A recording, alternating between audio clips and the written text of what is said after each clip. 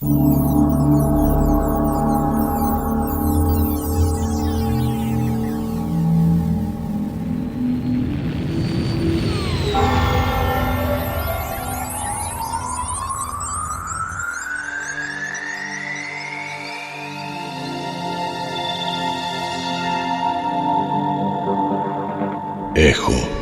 од Вселената.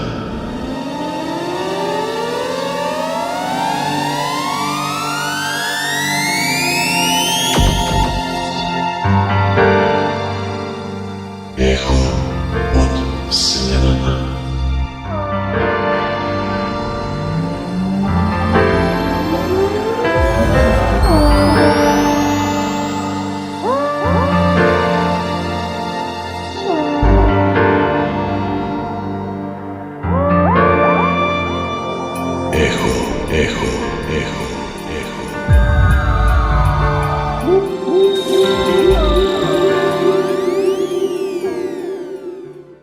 Почитувани слушатели, добро вечер. Вечерва во емисијата Ехо од Вселената ја наслушнуваме највозбудливата сторија што секогаш ја потикнувала фантазијата и мечтите. Зборувам за феноменот НЛО, неидентификувани летачки објекти. На оваа тема со Зоран Милчевски од Скопското астрономско друштво. Зоране, добро ти вечер. Добро вечер. Твое лично убедување и според научните сознанија, постојат ли развиени цивилизации, Зоране, со далеку поразвиена технологија и кои се основните астрономски предпоставки за предпоставката дека сепак некаде постои живот биде реална? Само во нашава галаксија, значи во Млечниот пат, по најновото броење, значи постојат повише од 400 милиарди звезди. Значи звезди као налик као нашето сонце што е. Сега околу тие звезди постојат некаде 40 до 50 илјади милиарди на планети, значи као што е нашава планета Земја, Венера, Марс, Јупитер и така натака. И постојат некаде помеѓу 80 до 100 илјади на сателити као што е нашава месечина или као што се Галилеевите сателити на Јупитер и слично.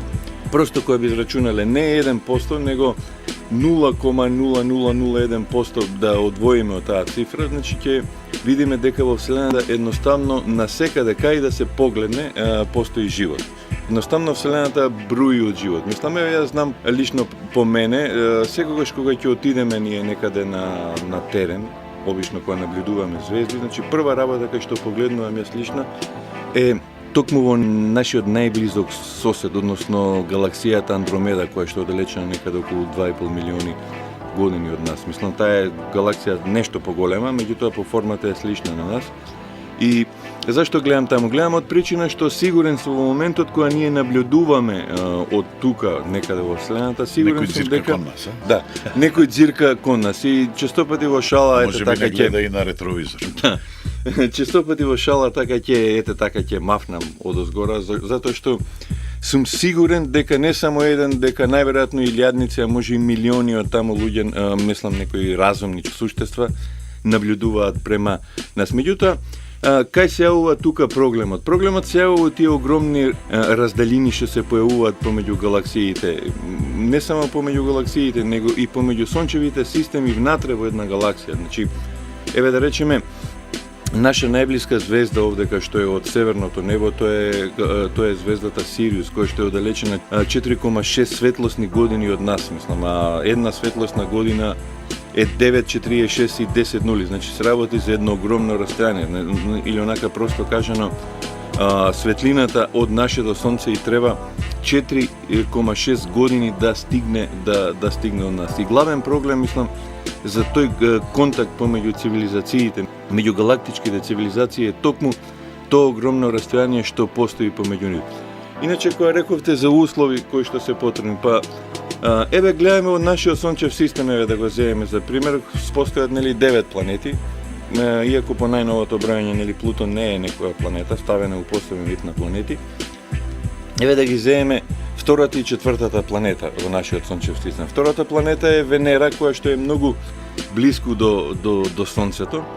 Таму температурата и од ред други фактори, мислам, таму температурата изнесува преку 500 степени, значи на екваторот се измерени 500 степени, што во едни такви услови, значи не може да се создаде живот. А додека па четвртата планета што е од нас, од Сонцето, тоа е планетата Марс, таа е па веќе подалеку од Сонцето, таму максималната температура, значи измерена на екваторот е некаде околу 15 целзиусови степени, а додека минималната на половите иде од 120 до 100. Што скао Скопје во ова време? Да. Или Македонија во ова? Да, меѓутоа тоа е дел околу екваторот кај што е најтопло.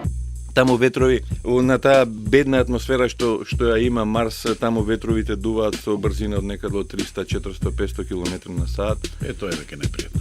Да, доста непријатно е и значи веќе ако би барале некоја планета кај што постои услови за живот да се јави, значи треба да бараме планета која што не е многу далеку од Сонцето, меѓутоа не е ни многу близко за да има преголема температура.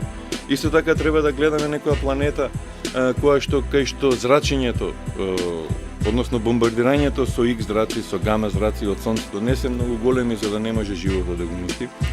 Друг услов кој што треба да се побара е токму тоа да таа планета не се наоѓа во некои услови кај што постојат стални бомбардирања од разни метеори, од астероиди, од било каков вселенски отпад што може да се јави во Вселената. И нормално она што според астрономијата, значи нели се изучува таа планета да е од некоја втора или трета генерација на Сонцење, значи кај што не е она прва планета, кај што не е она прва од прва генерација, значи кај што самите звезди се составени само од водород и од хелиум, него таа треба да помине низ фаза, нели, еволутивен период на фазата на супернова, затоа што при фазата на суперновата се создаваат сите хемиски елементи кои што се потешки од 26-тиот хемиски елемент, односно од железо, значи од 27-тиот кобалтот па се до 104-тиот ураниумот. Понашки речено да созрее. Да, понашки речено да созрее. Сега, ако идеме според теоријата на Биг Бенот, значи ако Вселената настанала отприлика некаде 13 до 15 милиарди години, значи во Вселената постојат многу вакви услови, постојат многу вакви планети од причина што преска бројот што го кажав е навистина огромен и поред на случајности настаните вакви планети има многу во Вселената. Сега човештвото за жал со ова оскудна технологија што сега во моментот ја поседува, значи гледано од космичка гледна точка, има пронајдено планети кои што се надвор од сончевиот систем, значи кои што се наоѓаат во други сончеви системи, меѓутоа тие планети се обично големи планети, налик нешто на Јупитер, па дури и поголеми, и они се наоѓаат многу преблиску до Сонцето, затоа што на основу на самата гравитација, значи тие планети се откриваат со помош на гравитацијата која што има Сонцето и самата планета. Од тука на тие планети не би можеле да се појават услови за живот во било која форма што ние ја познаеме, затоа што тие планети се претопли. Пример, најдена една планета во еден сончев систем, кај што температурата е отприлика некаде околу 1500 степени. Мислам, тоа нема никаква логика да таму било каква форма на живот се јави. Ехо од Вселената. Еве, неповторно од студиото. Ајде, Зоране, малку ретроспективно да направиме една анализа што би се однесувала на феноменалните летечки објекти без идентитет. Изразот НЛО значи неидентификуван летечки објект и тоа се подразбира летечки објект кој што е со непознато потекло овдека од земјата. Вакви објекти се забележени уште во отприлика некаде пред 3-4 години. Дури и во Библијата е забележено дека Екзекил во еден свој напис да забележува за некои си топки, за некои си чудни објекти кои што летаат по небото. Исто така и во подоснежната историја покажани се, мислам, многу... Кој век е тоа отприлика? Па тоа отприлика некаде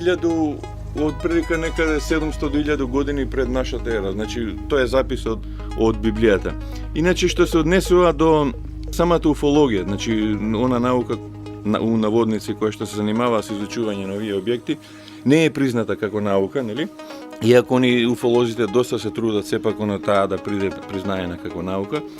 И во светот, денеска во светот постојат две групации кои што се занимаваат со овој феномен. Значи, едната групација е наречена ЦФА и таа е сместена во техничката школа на факултетот во Сантјаго во Чиле. И другата наречена ЦФА и другата групација е JPAN, која што работи нели внатре во составот на Француската вселенска агенција. Сега овие две агенции меѓусебно имаат слична размена на информации што се однесува до НЛО. Би ме интересирало само дали почетните ставови на овие две агенции за кои зборуваме се идентични.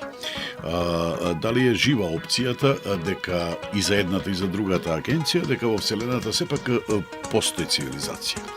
Работат како еден тим, буквално како еден тим. Значи тоа се тим од уфолози кои што за се нешто што не е познато во вселената, они велат дека ете тоа е некој вселенски објект кој што е дојден од нас, и двете агенции една со друга се подржуваат во однос кога се работи против оние така наречени скептици, како они што ги нарекуваат.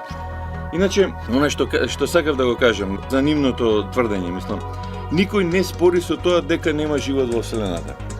Меѓутоа, пак повторно ќе кажам дека најголем проблем во вселената е токму тоа меѓугалактичко и меѓузвездено растојание кое што е навистина огромно и кое што човештвото уште долг период нема да може да го совлада. Мислам, сега они тука често пати излегуваат со тези. Добро, Зоране, дали во овој момент ги негирате сите јавувачи дека виделе неидентификувани летачки објекти, дека имале средби од така наречен трет вид и така натаму? Сите астрономи ги негираат тоа што на еден начин го велат уфолозите. Еве направена една статистика во Соединетите Американски држави, и тоа после 94-5 година, кога повторно како актуелен случај се јави случајот Розвел. 97, нешто, 2, 3 или 5, не е важно, од случаевите на разни феномени што се јавуваат во Вселената од науката се објаснати. Значи, од физичарите, од астрономиите се објаснати. Само 2 до 3% од тие феномени не се објаснати. И големот дел од тие 2 до 3% не се објаснати затоа што самите астрономи или самите физичари ги немаат видено тие случувања за да може да дадат релевантни оценки на тоа што како се случило така. Мислам, тој број на вистина е голем. Еве да земеме само еден пример. Во медицината, кај што највише се фрлаат пари, така да речеме, колку средства, колку се работи на тоа, пак да речеме некои болести не може да се решат со процент од 90%. Мислам, камо среќа, да речеме, кога е карциномот би можел да се решава со 97%. Или камо среќа сите болести да се решаваат со 97%, како што се решават овие случаи во астрономијата. Значи, добро, тоа значи дека ќе треба да почекаме, да бидеме трпеливи и не мораме да брзаме со на вселенско мени. Еве, да го речем, ние сме традиционално добри домаќини, жителите на планетата Земја, да не очекуваме дека набрзо ќе имаме посета, така да може да го одложиме менито за дочек. Еве не во емисијата Ехо Вселената вечерва зборуваме за неидентификуваните летачки објекти, постојат или не. Да продолжиме на една тема, Зоране, ако дозволиш, се уште е во употреба кратенката НЛО. Зошто НЛО, ако тие летала се веќе на еден начин регистрирани? Практично, мој впечаток и впечатокот на множно наши слушатели се надевам дека е следниот. Зошто се уште неидентификувани летачки објекти, ако веќе сосема разумно и на научна основа се идентификувани, односно ние зборуваме за нив?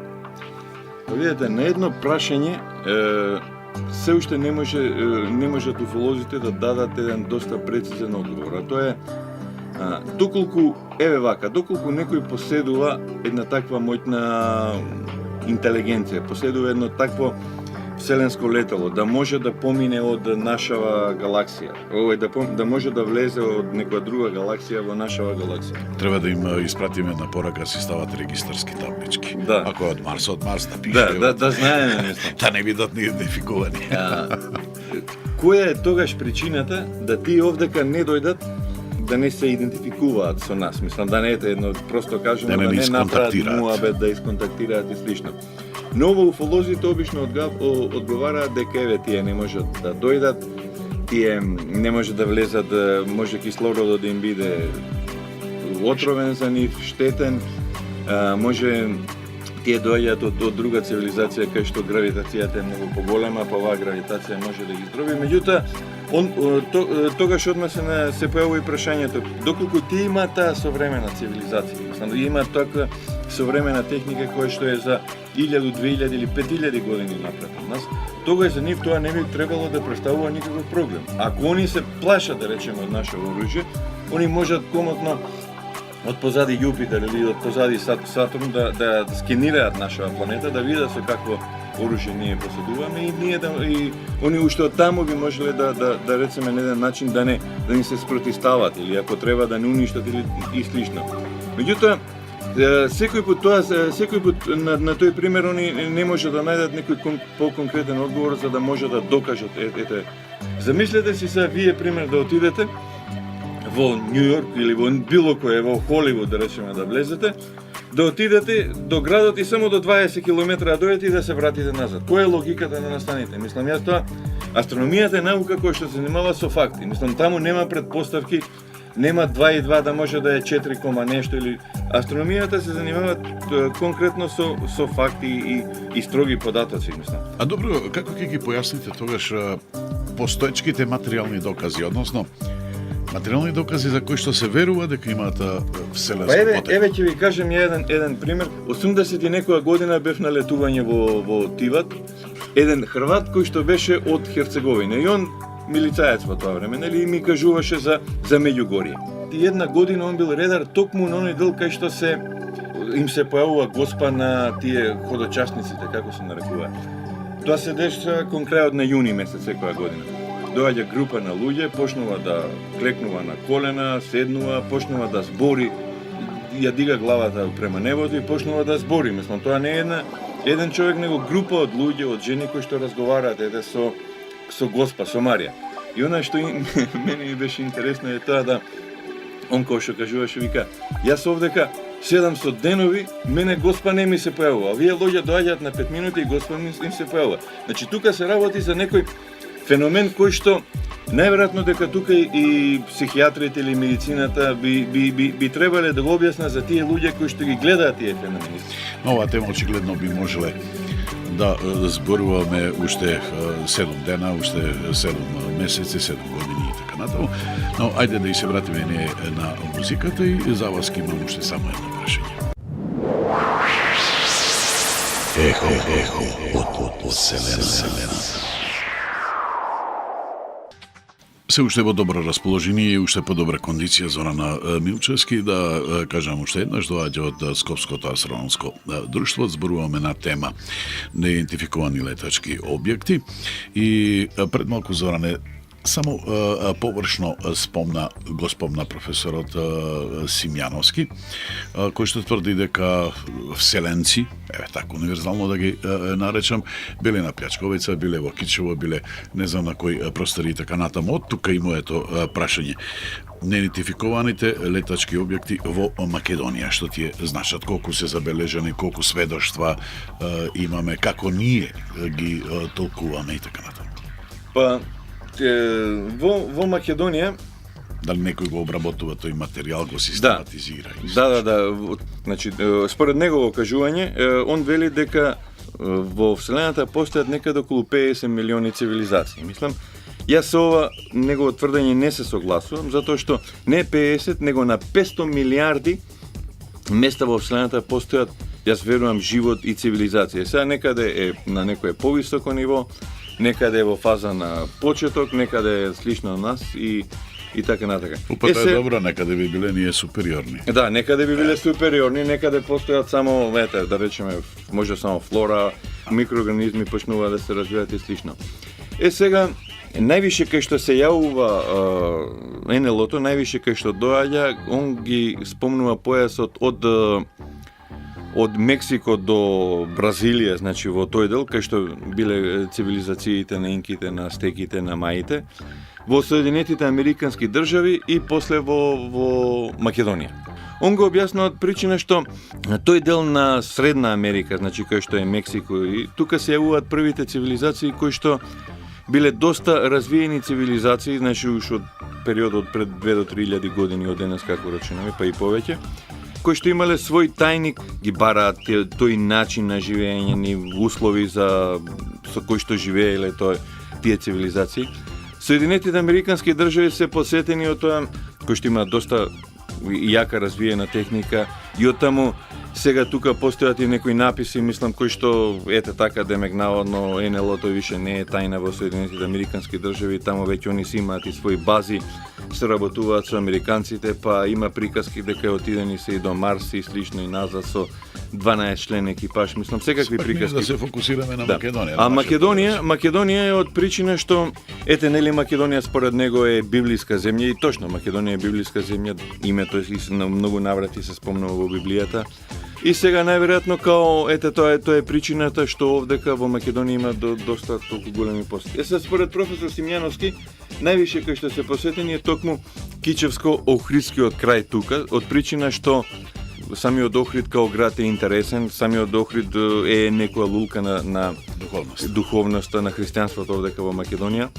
Покрај значи тој Кичевско-Охридскиот крај, на други места кај што се јавува и во Штипско, забележени се едно десетина примери на луѓе кои што е такви вишле феномени во Штипскиот дел тука. Пред 3-4 години имаше НЛО кој што предизвика така некоја поголема внимание овдека во Македонија, која што се спушти на планината Плачковица, значи беше видено од десетина луѓе, се спушти некој си налик нешто кој што наликува така на вселенско летало, се спушти на планината Плачковица и после извесен период тоа така се има изгубено. Исто така според него, значи според негови кажувања, во Кичевско, мислам во селото Зајас или во едно друго село, он наводно такви некои вселенски суштества имале контакт, односно комуникација и со некој жител од тамошниот дел, значи ете така да кажеме бил киднапиран, па после тоа на него вршени се тие експерименти за околината на Македонија, значи во поново време, поготово во периодот од последниве 2 до 3 години, забележени се доста вакви НЛО случаи кои што се регистрирани во Словенија, во Хрватска и во Босна. Се работи за еден исти феномен, затоа што сите што кажуваат нешто слично, значи објектот, неговата боја, брзината со која што се движел и слично, се малтени идентични како во Словенија, во Хрватска и во Босна, да. И што нас Зоран ни преостанува да бидеме трпеливи, да веруваме дека ако не за помалку, тогаш барем за едно 100.000 години ќе напреднеме. Технолошки сосема доволно, дај Боже да биде и помалку, и дека ќе успееме да размениме по некој сигнал, по некоја мисла, дај Боже и да се рекуваме со нив. Видете, она што сакав да го кажем, дај Боже уште утре да дојде некој таков кој што потекнува од посовремена цивилизација. Сигурно ние можеме да видиме само благодет од тоа. Меѓутоа, она што ете така го кажува астрономијата и што е дадено во астрономијата, мислам дека најверојатно дека ќе поминат уште период од некаде 10 до 20.000 години, па човештвото да може на некој начин ете така да стапи во контакт со останатите цивилизации. Мислам, таа е реална бројка, таа бројка е реална затоа што е не се тврдат најголем број од научниците што се однесува до тој контакт.